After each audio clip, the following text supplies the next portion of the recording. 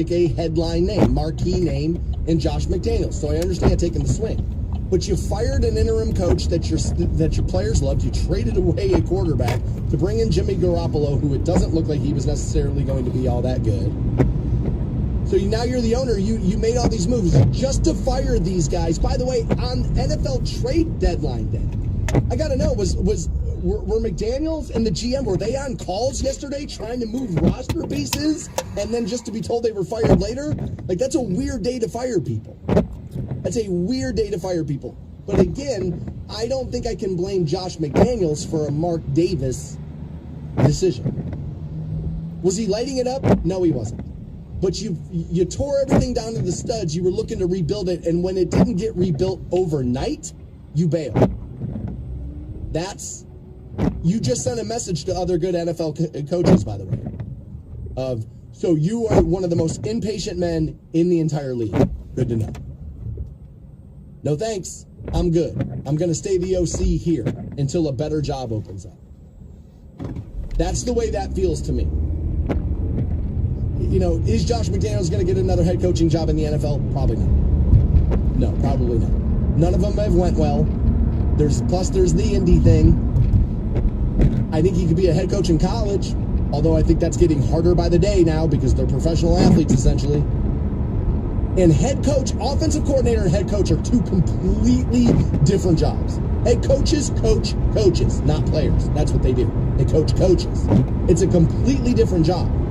It's a very different thing from knowing your side of the ball and scheming plays. I've been saying, is Kevin Stefanski a glorified OC or a head coach? It is a different job. So maybe what Josh McDaniels is just one of the best offensive coordinators you've ever seen when he has a Hall of Fame quarterback, right? Like maybe that's what it is. And I have been saying, and not enough people agree with me, but over the last couple of years I've been saying, we got to stop screwing this up. There are 32 jobs in the NFL at every position on the coaching staff.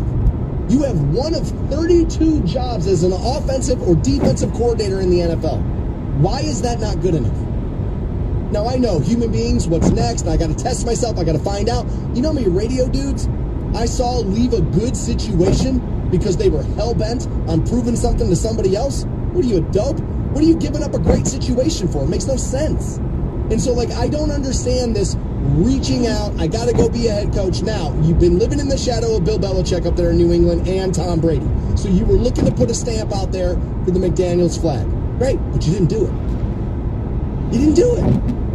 So now that's going to be the legacy. I'm just telling you, me personally, I would rather have the legacy of people go, oh my God, he's a great offensive coordinator. And when I turn the corner, they go, Belichick, Brady. I'd rather have that than have it look like everybody's right because Mark Davis, an absolute lunatic, just threw me out the door on the day the NFL trade deadline happens. It's a strange thing that's happening. Josh McDaniels is probably going to be a college head coach or he's going to go back to offensive coordinator. New England? I don't know. They brought Bill O'Brien back there to do that. Would you rather have McDaniels and O'Brien? Well, at that point now, it's a Bill Belichick question. But is Robert Kraft going to allow Bill Belichick to make that decision? A lot of people feel like those two are at the end of their run. So it's going to be very interesting to see what happens there. Now, do you maybe call the Raiders and go, hey, Jimmy Garoppolo doesn't look that good. You guys want to talk about Deshaun Watson a little bit? Here's the thing. Now, again, you can't now, right? That time period's over. But was that a phone call I maybe would have made? Can we see if we can get Mark Davis to bite on this? Sure. I would have maybe thought about that just a little bit. Yesterday was Halloween, but we still got time to take a look at America's biggest fears. What are your biggest fears and concerns? I'll tell you what they are next on the Stansbury Show. Like a wake and bake. Easy takeover. The Stansbury Show. Rock 106.9. Welcome back to the Stansbury Show. 8:45 this morning, I'll get you in to see Tim Dillon, January 14th, MGM Northfield Park. I believe those tickets don't go on sale till today at 11 a.m. You're going to win your way in before you can buy your way in with me. 8:45. Yesterday, Halloween, and I believe most areas close to us did the official trick-or-treating on Sunday. Some places are doing it today. I know a coworker of mine lives closer to Medina, and they're doing theirs today, 6 to 8. And I had brought up the time the other day. It was like, man, it's not even dark yet. It felt like when I was a kid, it was dark, and like that was part of Halloween, and there was a little bit of the thrill of that was, partially it being dark in the night. But I ran across this list of, and I would put most of these in the concern category, not fear.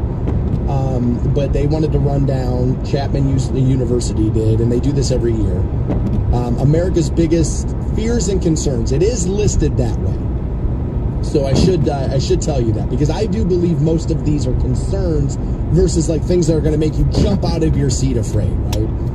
And that's kind of how Halloween is classified. It's for like the jumping out of the seat. But not having enough money for the future came in as the 10th biggest fear for people of 2023. This would be further up my list. I worry about this maybe more than I even should. I also, this fear or concern bothers me because I dwell on it a lot, and yet I don't do a ton of things to offset it. I don't have a ton of free time, but I have some, and I may buy, sell, flip a little on eBay, but I don't do that as much as I should. I'm not as aggressive with it as like my brother is, who makes a damn good living at it.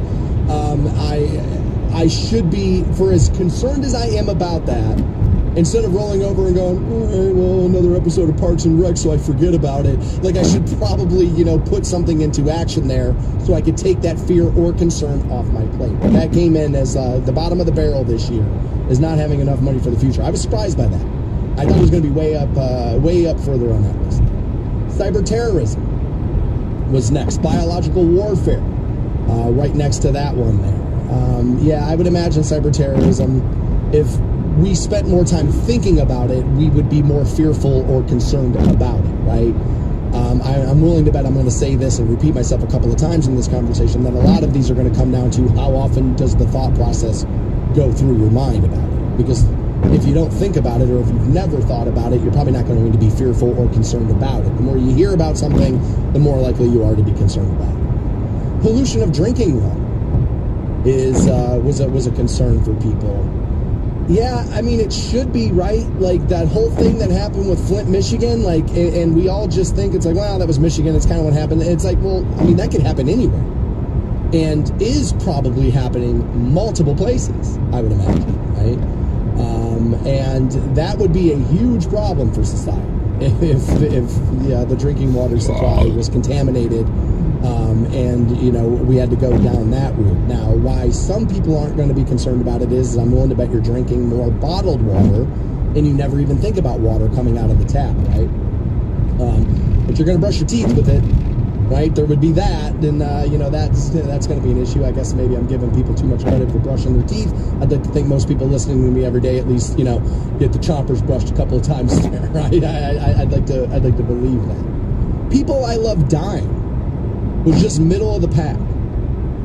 And then next to that was people I love becoming seriously ill. We're talking about concerns and fears in the world. And I will say here, I think these are uncomfortable thoughts, and we go out of our way not to think about them, right?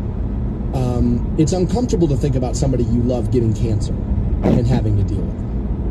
And so my guess is you don't spend a lot of time thinking about it, so it's not going to come like top of mind for you when answering questionnaires about what you're concerned or what you're fearful of. You know what I mean? Like, the news doesn't come on TV and try to scare you with the fact that your wife's going to get cancer, right? Like, that's not what they do. And so, like, these aren't things people have been like maybe 2 and 3. I honestly would have thought, I was dead wrong on all of this.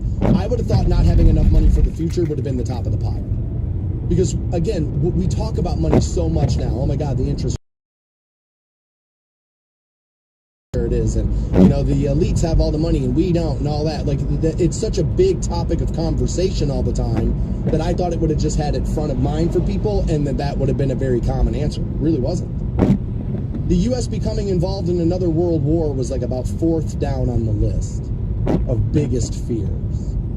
Well, that's a concern of mine for sure. I think recent events could have you easily believing it won't be long now before we are involved in a full-blown war conflict type scenario because of some of the things we're seeing in the headlines these days.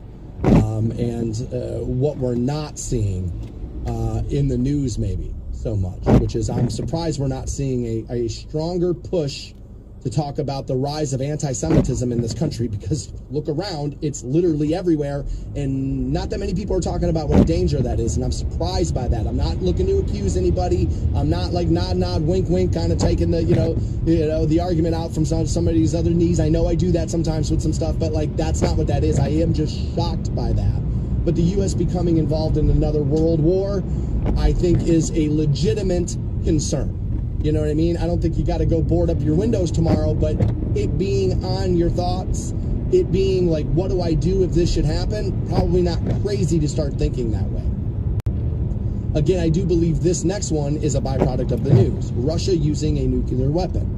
Again, it's been Russia on the news for like the last 5-6 years, right? They put Trump in the White House. Now they're doing, what's going on with the Ukraine. They got Putin. People don't like a whole lot because of some of the, wild tendencies there and all of that. And so I think that's probably one of those things that, like, that conflict, Russia-Ukraine, had been the only thing we were talking about as a country for a long period.